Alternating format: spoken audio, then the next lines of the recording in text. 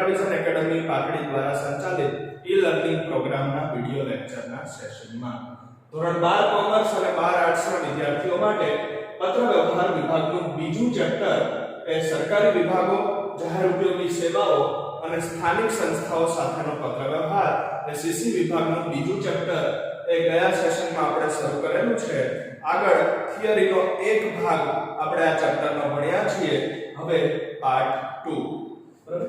તો બીજા ભાગની અંદર હવે આપણે પ્રેક્ટિકલ પત્રોના નમૂના શીખવાના છે. એટલે કે સરકારી વિભાગોને કોઈ પણ પત્ર કેવી રીતે લખાય, બરાબર, કઈ રીતે એ પત્રનો નમૂનો તૈયાર કરવાનો છે એનો આપણે અહીંયા વિગતવાર અભ્યાસ કરવાનો છે.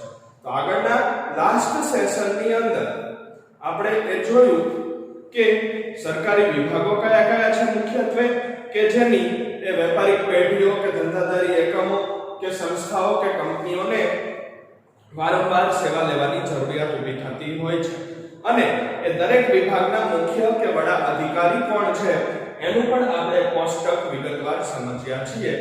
હવે પત્ર વ્યવહારના નમૂના,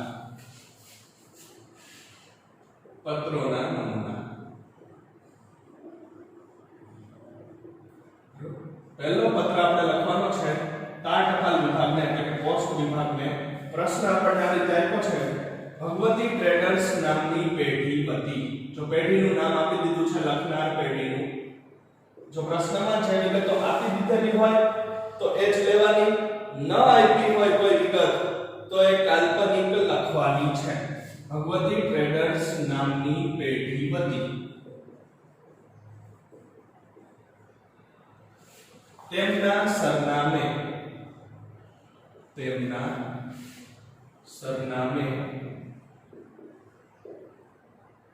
પોસ્ટ પાર્સલની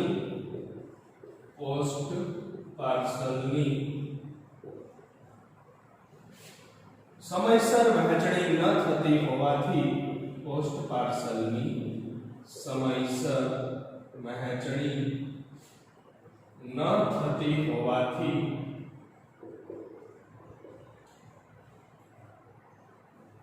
ફરિયાદ કરતો પત્ર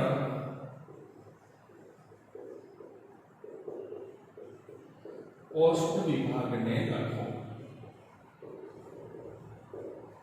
વિદ્યાર્થી મિત્રો, આપણે જેટલા પણ સરકારી વિભાગો જોયા એમાં તાર ટપાલ અને પોસ્ટ વિભાગના તેમજ ટેલિફોન વિભાગના પત્રો એ વધુ ભાર આપીને સમજવાના છે અને પરીક્ષાની દ્રષ્ટિએ પણ વધુ અગત્યના છે.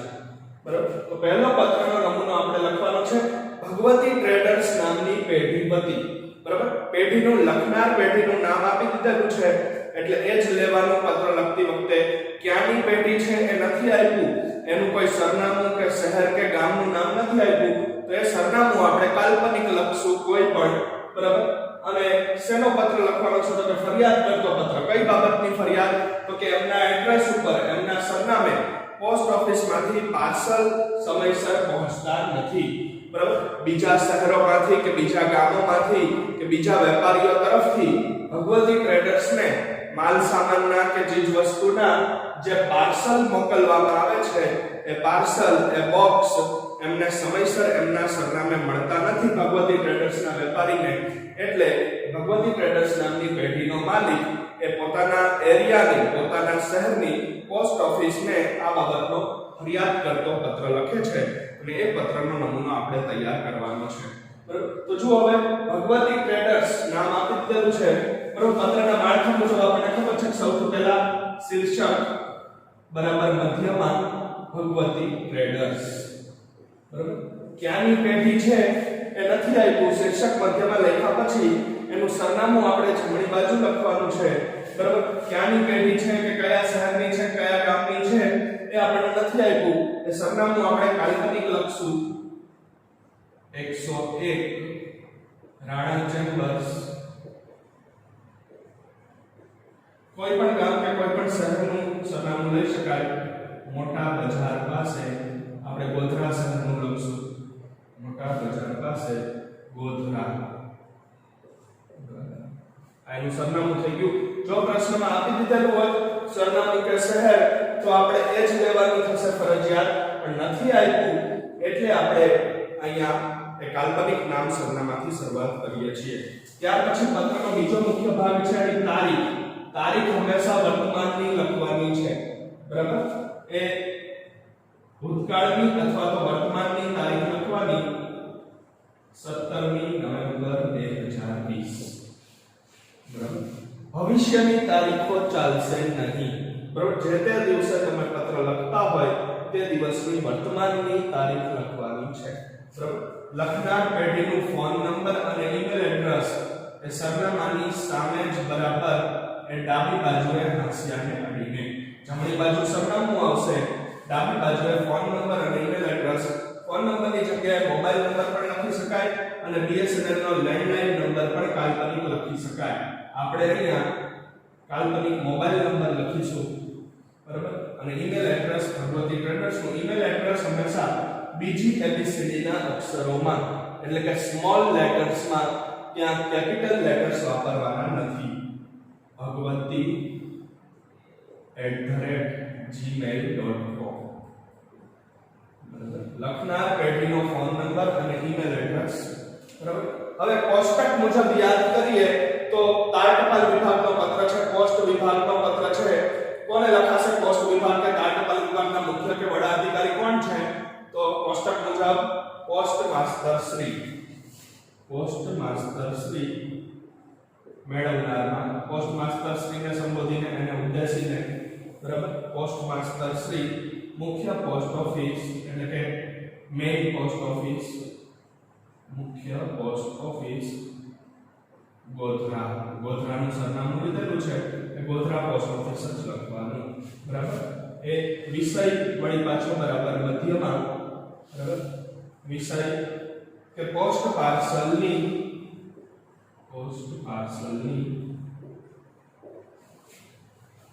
સમયસર વહેંચણી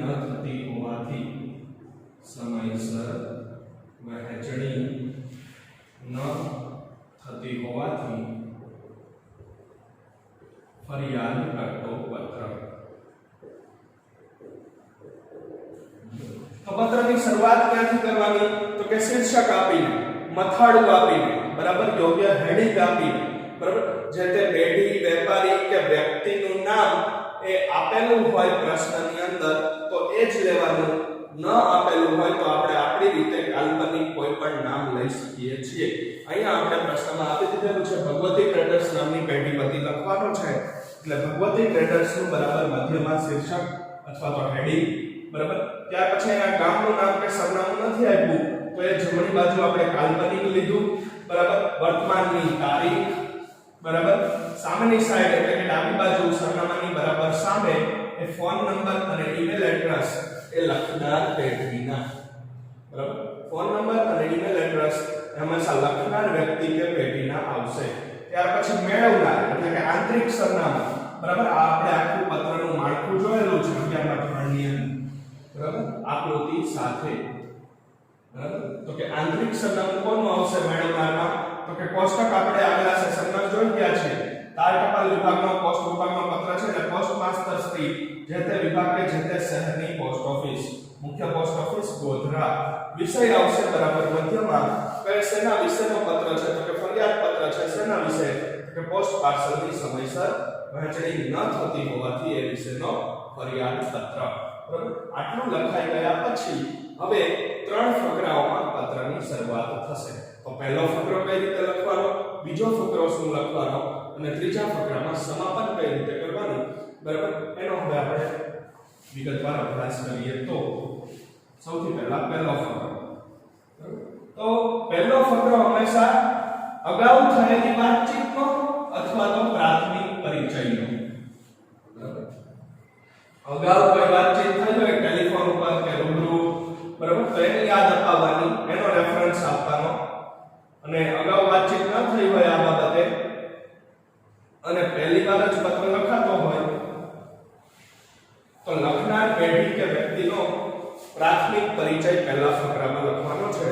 તો પહેલો ફકરો એ સંબોધન આપીને સૌથી પહેલા પોસ્ટ માસ્ટરને લખાય છે એટલે સાહેબશ્રીનું સંબોધન, બરાબર? સાહેબશ્રી પહેલો ફકરો શું લખાશે તો મેં કીધું એમ પ્રાથમિક પરિચય અથવા અગાઉ થયેલી વાતચીત.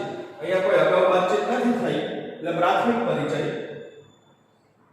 કે આપના વિભાગની ભગવતી ટ્રેડર્સ લખશે, ભગવતી ટ્રેડર્સનો વેપારી લખશે એનો માલિક, બરાબર, કે આપના વિભાગની એટલે કે પોસ્ટ વિભાગની પોસ્ટ માસ્ટરને ઉદ્દેશીને છે, પોસ્ટ માસ્ટરને સંબોધીને પત્ર છે એટલે આપના વિભાગની જુદી જુદી સેવાઓનો લાભ, જુદી જુદી સેવાઓનો લાભ અમને ઘણા વર્ષોથી મળી રહ્યો છે. અમને ઘણા વર્ષોથી મળી રહ્યો છે અને તેના કારણે જ અમારી વેપારિક પેઢી સરળતાથી ચાલી રહી છે. અને તેના કારણે જ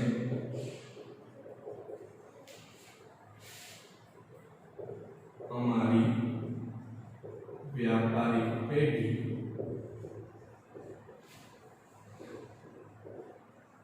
સરળતાથી ચાલી રહી છે. આટલું લખાણ લખી અને પહેલો ફકરો એ હંમેશા પ્રાથમિક પરિચય અથવા તો અગાઉ થયેલી વાતચીતનો. તો ભગવતી ટ્રેડર્સના માલિક એ લખશે પોસ્ટ માસ્ટરને કે તમારી પોસ્ટ વિભાગની જુદી જુદી સેવાઓનો લાભ અમારી પેઢીને, અમારા ધંધાકીય એકમને કે અમારી કંપનીને કે સંસ્થાને કે અમને એ ઘણા વર્ષોથી મળી રહ્યો છે. બરોબર, જ્યારથી અમારી પેઢી સ્થપાઈ, જ્યારથી અમારો ધંધો શરૂ થયો ત્યારથી આ વિસ્તારમાં અમને તમારી જુદી જુદી સેવાઓનો વારંવાર લાભ મળ્યો છે, ઘણા વર્ષોથી લાભ મળ્યો છે અને તેથી જ અમારો ધંધો સારી રીતે ચાલી રહ્યો છે. અમારી પેઢી આ સેવાઓને કારણે જ એ સરળતાથી ચાલી રહી છે. બરાબર, એ બદલ આપનો ખૂબ ખૂબ આભાર એ રીતે વ્યક્ત કર્યું છે પહેલા ફકરામાં. બરાબર, કે ઘણા બધા વર્ષોથી અમે તમારી સેવાઓનો લાભ લઈએ છીએ અને એ લાભ મળવાને લીધે જ, એ લાભ મળવાને કારણે જ અમારો ધંધો કે અમારી વ્યાપારિક પેઢી એ સરળતાથી ચાલી રહી છે. હવે બીજો ફકરો છે ને એ પત્રનું હૃદય ગણાય છે. બરાબર, બીજો ફકરો એ પત્રનું હાર્દ છે. બરાબર, બીજો ફકરો દરેક પત્રમાં મુખ્ય છે. બીજો ફકરો ખૂબ જ વિસ્તૃત થશે કારણ કે બીજા ફકરામાં જે તે બાબતો માટે જે વાત રજૂ કરવા માટે પત્ર લખાય છે એનું વિગતવાર વર્ણન કરવાનું છે. જો બીજા ફકરામાં કે છેલ્લા કેટલાક સમયથી જે એમની ફરિયાદ છે એ વર્ણવશે. છેલ્લા કેટલાક સમયથી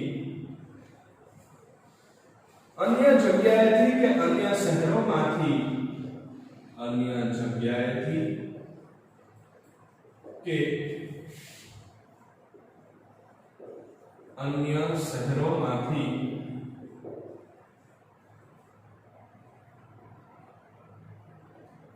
અમારા સરનામે મોકલવામાં આવતા, અમારા સરનામે મોકલવામાં આવતા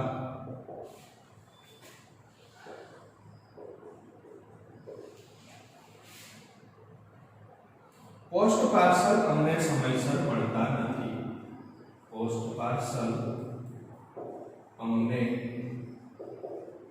સમયસર મળતા નથી. એની ફરિયાદ કરી દીધી અને અમારા વિસ્તારમાં છેલ્લા 1 મહિનાથી પોસ્ટ પાર્સલની વહેંચણી અનિયમિત રીતે થતી જોવા મળે છે. અને અમારા વિસ્તારમાં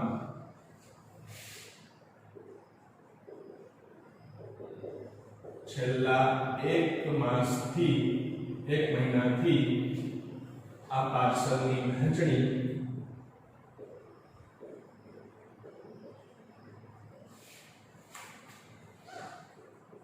સમયસર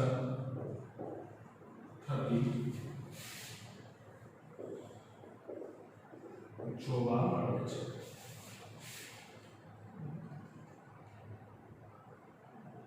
ઘણી વખત પોસ્ટ પાર્સલમાં મોકલેલા ખૂબ જ અગત્યના અને મહત્વના દસ્તાવેજો શું તકલીફ પડે છે એની ફરિયાદ કરે છે કે સમયસર પાર્સલ નથી મળતું એટલે ઘણી વખત તે પાર્સલમાં મોકલાવેલા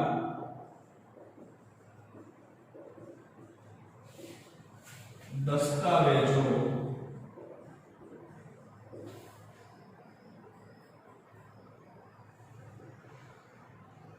અમને સમયસર ન મળવાથી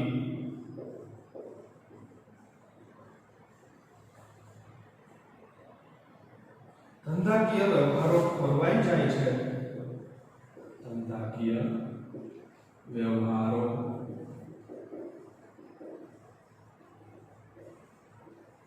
ખોરવાઈ જાય છે. ઘણી વખત પોસ્ટ પાર્સલમાં મોકલેલો માલ સામાન પણ સમયસર મળતો નથી, તેથી વેપારિક પેઢી તરીકેની અમારી વિશ્વસનીયતા જોખમાય છે. ઘણી વખત આ રીતે પોસ્ટ પાર્સલમાં મોકલાવેલો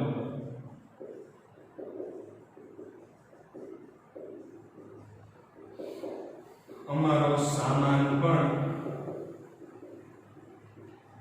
સમયસર મળતો નથી.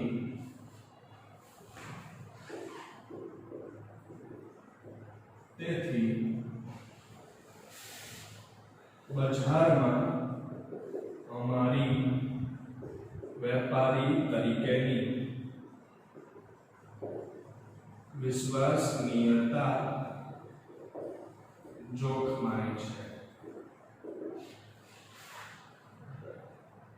આ બાબતે અમે ખૂબ જ ચિંતિત છીએ અને છેલ્લા ઘણા સમયથી અમારા વિસ્તારમાં પોસ્ટમેન પણ નિયમિત આવતા નથી. આ બાબત ચિંતાજનક છે. છેલ્લા ઘણા સમયથી અમારા વિસ્તારમાં પોસ્ટમેન પણ રેગ્યુલર એટલે કે નિયમિત આવતા નથી. આ રીતે બીજો ફકરો પૂર્ણ થશે. બરાબર, બીજા ફકરામાં હંમેશા વિગતવાર વર્ણન કરવાનું છે.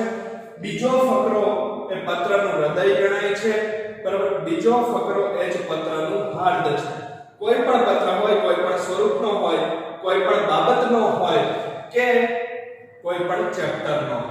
બરાબર, પહેલો અને ત્રીજો ફકરો એ સંક્ષિપ્ત થશે. બીજો ફકરો એ વર્ણનાત્મક રહેશે. એટલે બીજો ફકરો ખૂબ જ વિસ્તૃત થશે. બરાબર, તો જે બાબત માટે પત્ર લખાયો છે, જે ફરિયાદ કે વાત રજૂ કરવાની છે, એ બીજા ફકરામાં વિગતવાર રજૂ કરી નાખવાની છે. તો અહીંયા ફરિયાદ કરવાથી પોસ્ટ પાર્સલ નિયમિત નથી મળતા એની, તો ભગવતી ટ્રેડર્સના માલિક કે ભગવતી ટ્રેડર્સના વેપારી, બરાબર, એ પોતાની ફરિયાદ લખે છે પોસ્ટ માસ્ટરને કે છેલ્લા ઘણા સમયથી, આગળ લખ્યું છે છેલ્લા 1 માસથી, કેટલા સમયથી એની પણ સ્પષ્ટતા કરવાની કે છેલ્લા ઘણા સમયથી બીજા શહેરોમાંથી કે અન્ય જગ્યાએથી કે બીજા રાજ્યોમાંથી અમારા સરનામે મોકલવામાં આવતા બીજા વેપારી બીજા સ્થાનેથી કે બીજા શહેરો કે પ્રદેશોમાંથી, બરાબર, અમારા સરનામે જે કોઈ પણ પોસ્ટ પાર્સલ અમને મોકલાવે છે એ અમને સમયસર મળતા નથી. અને આવું ક્યાંથી બની રહ્યું છે? તો કે છેલ્લા 1 માસથી આ પાર્સલની વહેંચણી સમયસર ન થતી જોવા મળે છે. બરાબર, કે અનિયમિત વહેંચણી થાય છે. ઘણી વખત એ પાર્સલમાં અગત્યના અને મહત્વના દસ્તાવેજો હોય છે. બરાબર, એમાં કોઈ બિલ કે કોઈ નાણાકીય ચેક કે ડિમાન્ડ ડ્રાફ્ટ હોય છે, એ અમને સમયસર ન મળવાથી મોડા મળે છે. એટલે અમારા ધંધાકીય વ્યવહારો ખોરવાઈ જાય છે. ઘણી વખત માલ સામાન હોય છે પાર્સલો, બરાબર, અન્ય જગ્યાએથી ખરીદી કરી અને અમે પોસ્ટમાં એ માલ સામાન મંગાવેલો હોય છે. તો ઘણી વખત એ પોસ્ટ પાર્સલમાં મોકલાવેલો માલ સામાન પણ અમને સમયસર નથી મળતો. એટલે અમે અમારા ગ્રાહકોને જે ટાઈમ દીધો હોય એ સમય પણ અમે સાચવી શકતા નથી. એ સામાન પણ અમને સમયસર મળતો નથી. એટલે બજારમાં અમારી પ્રતિષ્ઠા જોખમાય છે. બજારમાં એક પેઢી તરીકેની અમારી વિશ્વસનીયતા જોખમાય છે. આ બાબત ખરેખર ચિંતાજનક છે. આ બાબત ખરેખર ચિંતા ઉપજાવનારી છે. અને છેલ્લા ઘણા સમયથી એ બાબતે પણ પોસ્ટ માસ્ટરનું ધ્યાન દોરે છે વેપારી. છેલ્લા ઘણા સમયથી અમારા વિસ્તારમાં એ પોસ્ટમેન પણ રેગ્યુલર આવતા નથી. અમારા વિસ્તારના જે ટપાલી છે, અમારા વિસ્તારના નિમાયેલા જે પોસ્ટમેન છે, એ પણ રેગ્યુલર આવતા નથી, નિયમિત નથી આવતા. એટલે જ પોસ્ટ પાર્સલની ડિલિવરી એ સમયસર થતી નથી. બરાબર. બીજા ફકરામાં વિગતવાર વર્ણન ફરિયાદનું કરી દીધા પછી બરાબર હવે ત્રીજો ફકરો સમાપનનો લખાશે અને પત્રની પૂર્ણાહુતિ થશે.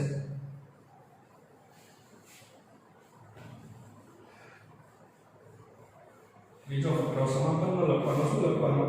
તો કે અમારી આ ફરિયાદ અંગે ત્રીજો ફકરો હવે અમારી આ ફરિયાદ અંગે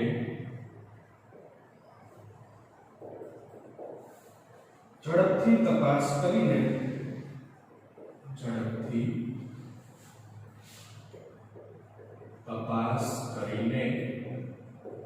યોગ્ય પગલાં લેવા વિનંતી છે.